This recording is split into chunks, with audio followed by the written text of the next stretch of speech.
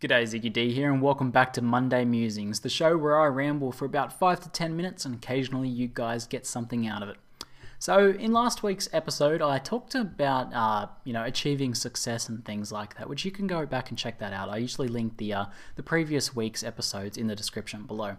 But I mentioned something in that video about confidence. And I actually had a heap of people ask me in the comments or send me messages to cover confidence in a future episode this week. So that's exactly what I'm going to talk about. I'm going to talk about what I've learned about how to be confident. And I'm talking about in actual social situations. So, RL confidence, real life stuff, like when you're at the shops and you want to talk to someone, or when you're trying to make a new friend, or when you're trying to approach a pretty girl in a bar. That sort of confidence, because the YouTube confidence is a little bit different. Talking to a camera by yourself in a room, like I'm doing now, looking at this little glowing green light, that takes a different sort of confidence. But I could talk about that in another episode if you guys are interested. So I guess the overall theme for this whole video is this quote that starts off, "You are who you pretend to be." The quote continues on something like, "So be careful who you pretend to be." It's talking about people, I think it refers to people pretending to be idiots. So like, people trolling on the internet and stuff. If they spend all their time pretending to be idiots, they are idiots. There's really not much difference between someone pretending to be an idiot 99% of the time and actually being an idiot. But we can just look at the first part of this quote because it actually applies really good to confidence, and it's something that has helped me out a lot. So this "you are who you pretend to be" sort of idea. So let's start off with a bit of backstory. In high school, like most teenagers, I wasn't a particularly confident person. I spent a fair bit of time hanging out with a large group of girls, so I got okay at talking to girls and things like that, but I was never super confident. I had a couple of guy friends, but no really close friends, and that was probably because most of the time I was just trying to be the funny guy. So I guess to overcome confidence, everyone has different coping skills, or some people just aren't able to cope with it well and have a miserable time in high school. Mine was okay, sort of, because I was able to really focus on just being funny. Sometimes I took it too far, and I've often been known in the past for someone who always pushes the jokes to their limits, just to try. I guess it was a part of that not being particularly confident sort of thing. So towards the end of high school, somewhere along there, I can't actually. It's too far back to remember now where I got the initial idea, but I got this idea of acting confident, so just pretending to be confident in certain situations. And I didn't really have a chance to try that in high school, because when you're in a social situation like high school, which is really compressed in, it's very hard to break away from what you think other people think about you. So you look around everyone who's currently around you and see that they think I'm sort of like a funny, awkward guy or something like that. And it's pretty hard for you to break away from that. Even if if the next day you come to school perfectly confident, it might not feel that different because, other people don't just suddenly know to treat you differently. It takes a lot of change over time. However, somewhere towards the end of high school or just after high school or something like that, my family planned a vacation for you Americans, or a holiday for us Australians, on a cruise ship. So it was something like 10 days on a cruise. So pretty awesome stuff. Never done something like that. But I got this. I'd been thinking about this idea and mulling it over my head of just pretending to be a confident person. And I thought this is a perfect situation to do this. Firstly, no one on a cruise is going to know me at all. So there's no preconceived ideas of who I am, or I don't have this, even if I'm making it up in my own head of what other people think of me, I don't have that. It's a completely blank slate. And the other thing was that, even if I completely screwed it up and it didn't work and I was a super awkward idiot and no one liked me, I'd never had to talk to any of those people ever again. So it was a good situation to test my theory, essentially. So I went on this cruise and I did it, sort of.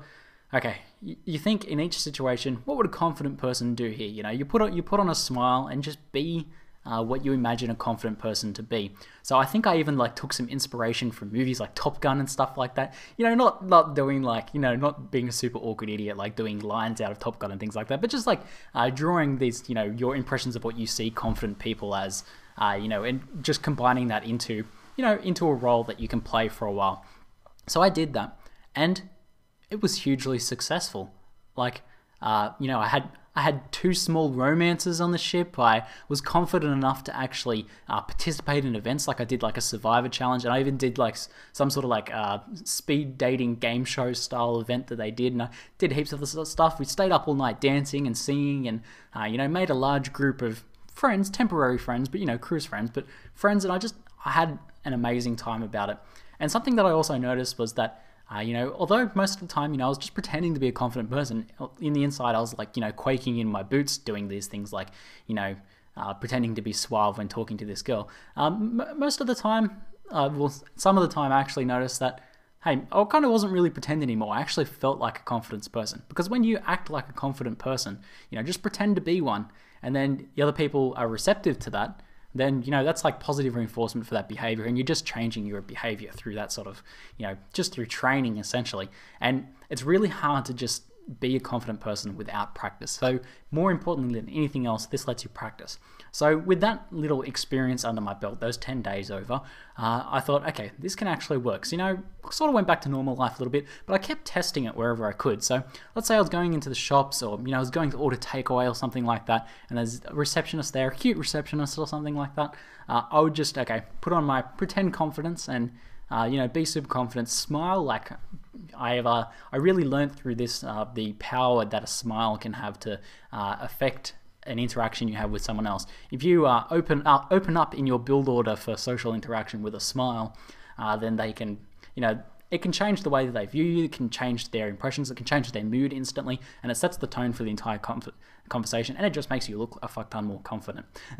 So I did that through that, and then I actually went to university, and I tried to keep doing the same thing. And I did a lot of stuff in university I would have thought that I'd never be able to do, just like approaching random girls, talking to random people, making random friends, like going up and sitting with a bunch of guys that I'd never talked to before, and just having a beer with them or something like that. Just stuff that you would never do, you would never think that you would be able to do as a lacking in confidence person. But so what actually changed? Like, you can always do these little things to slightly improve your confidence, like you can go and buy some nice clothes, or you can get a nice haircut and stuff like that, but that wasn't a really major thing.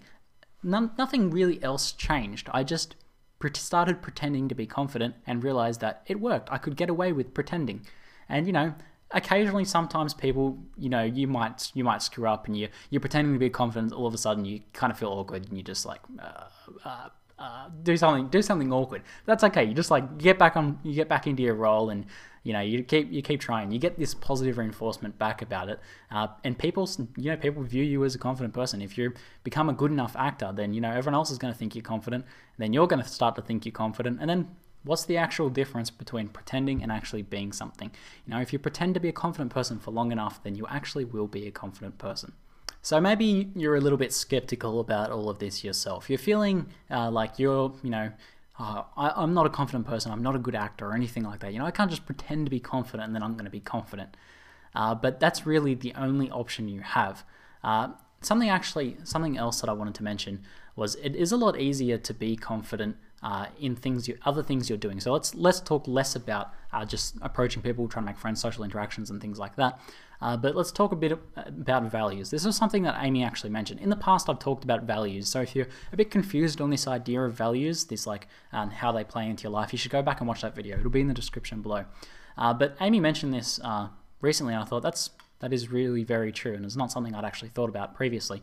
And it's that if you are staying true to your values in things you do, then it is a lot easier to be confident actually, like from the inside as well. So you do have to, pretending to be confident on the outside in social interactions will slowly change your inside confidence. But also, you can also change your inside confidence as well by staying true to the things that you value. So, for example, for me, I really value tutoring and mentoring people and building something for myself. If instead I was to just go get a job doing some sort of laboring or something like that, and maybe I was getting paid a crap ton of money. Okay, let's say I just suddenly accepted a job to be like a high-level manager at a retail store.